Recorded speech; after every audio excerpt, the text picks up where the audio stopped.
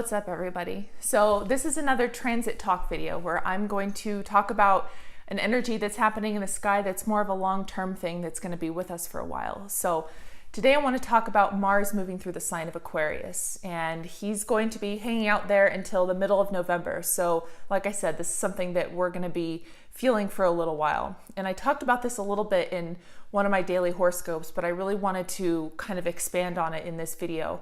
And that's this idea of asserting yourself and asserting your individuality in a crowd, in the community, in the larger group, and being able to rely on your confidence and your sense of self and your uniqueness, even if everybody else is doing something different.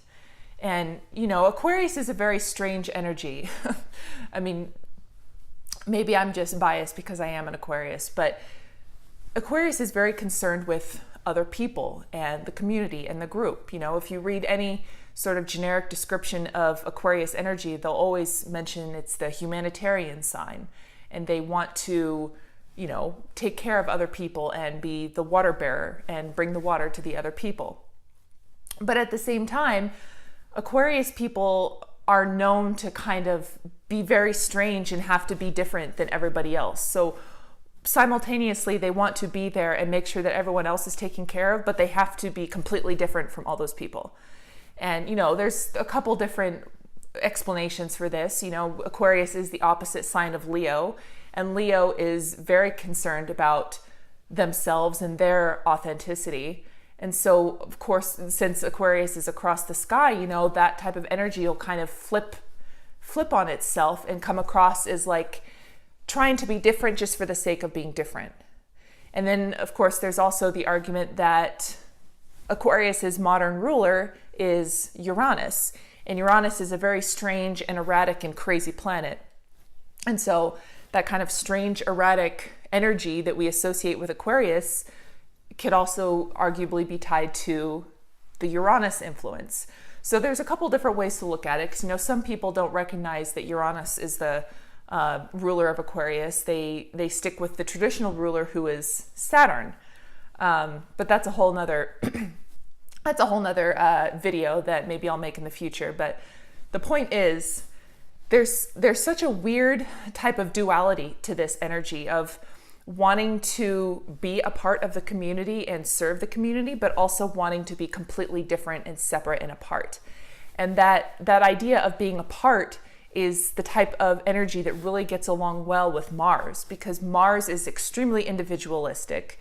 He's just going to do what he wants to do, and he's going to go to battle to defend the things that are most important to him, and especially to defend himself and his identity, because he rules the sign of Aries, and Aries is the start of the zodiac. That's where we all begin. We begin with our name, our identity, and that's the type of energy that Mars has.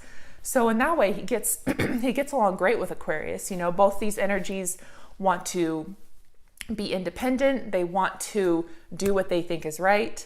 But at the same time, there's that aspect of the group and the community.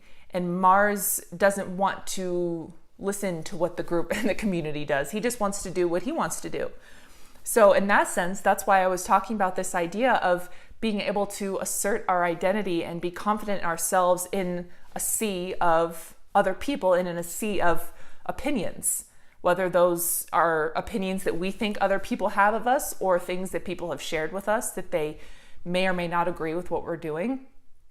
And so I think for the duration of this transit, we are going to have an opportunity to look at our own individuality and what makes us kind of unique and strange in a good way.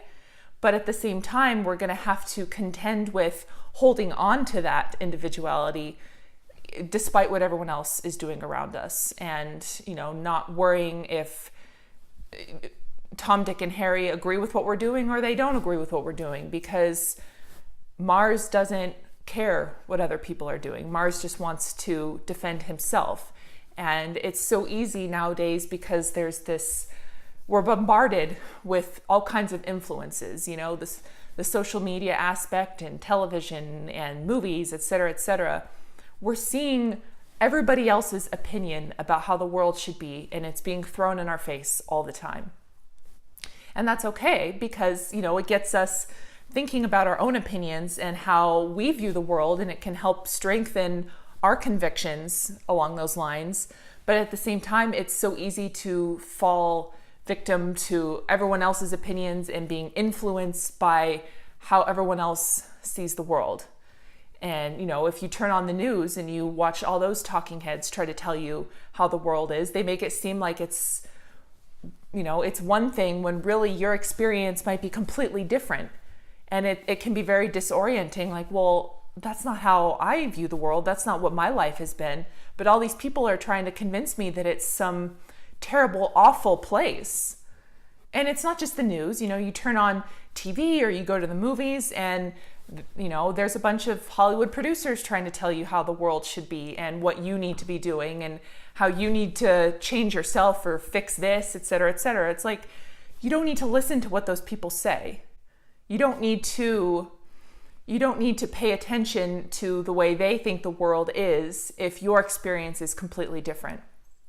I shouldn't say don't pay attention to it, because it's good to be aware of, differing opinions and understanding where people are coming from. So I think all of us are going to kind of be going to battle in order to defend how we view the world and how we view our role in the world. Mars is the god of war. He wants to go to battle to defend himself and other things. We're really going to be tested in terms of how far we are willing to go to defend that, to defend our role in the world, and not let other people tell us who we are and what we're supposed to be doing, what we're supposed to think. Maybe people want to tell you that you're a victim of this or you're a perpetrator of that, and it's just like this groupthink mentality. So during this transit, let's remember that we don't need to answer to what anyone else has to say about us except us, and except, our relationship with God and with the universe. We don't want to run around just being dicks to everybody and saying, well, I don't care what people think, because those people are assholes and that's not the way that you want to behave in the world. I'm talking about living truthfully, authentically from your heart, and viewing the world and your role in the world the way that God has told you to believe it, and not being concerned about what a bunch of talking heads have to say about it. And after Aquarius comes Pisces, and Pisces is the sign of illusions. The media and movies and those types of things, they're more of a Pisces thing. But the reason I bring up Pisces is that after Mars moves through Aquarius, he is going to move into Pisces.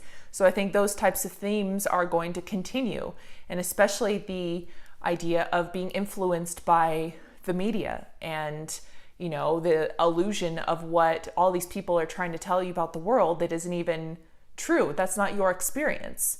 So I think now that Mars has moved into Aquarius, I think we need to start being aware of those things, so that by the time he does move into Pisces, we're better equipped to deal with those types of illusions and those types of lies and misrepresentations of how the world is.